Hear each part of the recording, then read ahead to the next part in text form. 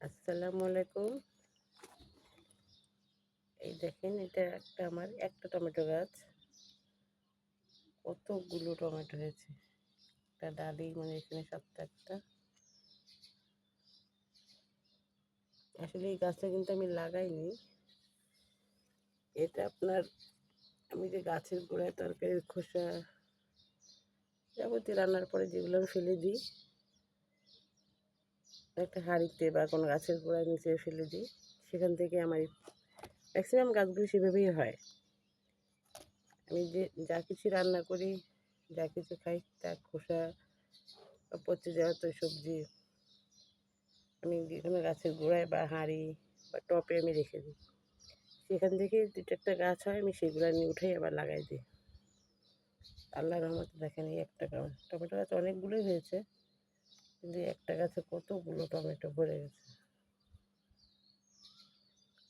বাজার থেকে আপনারা যারা গাছ লাগান রাসায়নিক সার না কিনে আমরা যে সমস্ত ঘরে ব্যবহার করি, যেমন চা খাই চা পাতা, কলা খেলে কলার খোসা, তরি তরকারি সবজির খোসা, এগুলো গাছের গোড়ায় দিলেই কিন্তু অনেক ভালো ফল পাওয়া যায়। এতে কোনো ক্ষতিকারক কিছু থাকবে না।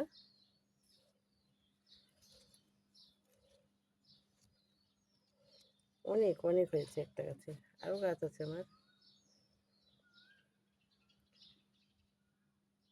এখন তো বাজারে প্রায় টমেটো প্রায় শেষ পর্যায়ে, কিন্তু আমার গাছে এখন ধরছে। এরকম আরও অনেক গাছ আছে যেগুলো আমার মানে কোনো বীজ কেনা না, একা একাই হয়েছে। সেগুলো আমি উঠিয়ে আবার লাগিয়ে দিয়েছি, ইনশাল্লাহ ফলও খাচ্ছি এবং খেয়েছি।